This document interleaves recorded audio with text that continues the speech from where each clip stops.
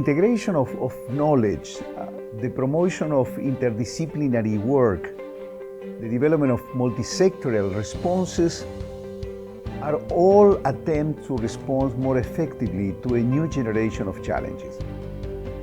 What we know is development challenges are interrelated, they are interdependent, many of them go across borders and disciplines, and they call for integrated solutions. We see governments setting up interagency task forces, as we saw in the response to the COVID-19 pandemic or in climate action. Even the private sector is compelled to merge assets and think in terms of joint ventures to better respond to an increasingly competitive market.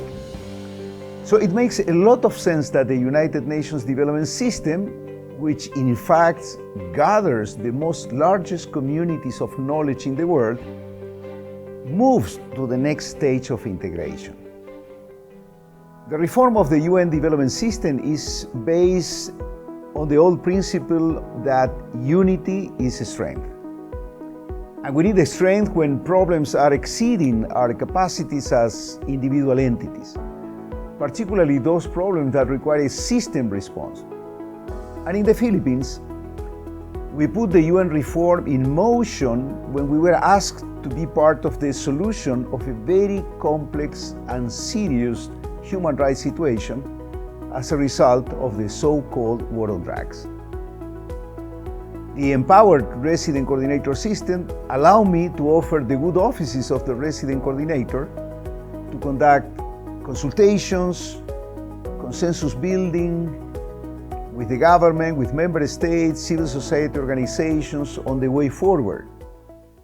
I was able to bring the knowledge and advice from the Department of Peacebuilding and Political Affairs, the Development Coordination Office, the High Commissioner on Human Rights, and it's in this context that the Philippines was able to negotiate a constructive resolution at the Human Rights Council calling for technical cooperation and for the establishment of a UN joint program to address human rights issues in the Philippines.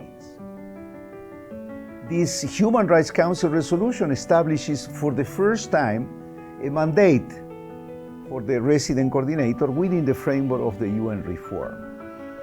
And this strong call for a UN joint response allowed me to mobilize 4 highly specialized agencies that we brought together under a single program with an integrated approach and with a common sense of purpose. In line with the funding compact of the UN reform, we immediately set up a multi-partner trust fund that reinforced our partnership strategy, reduced transaction costs, and avoided the well-known competition for resources. So, such unified platform provided the needed gravitas to engage with more than 20 government institutions, equal numbers of civil society organizations, the Commission on Human Rights, and the support of an important number of resource partners.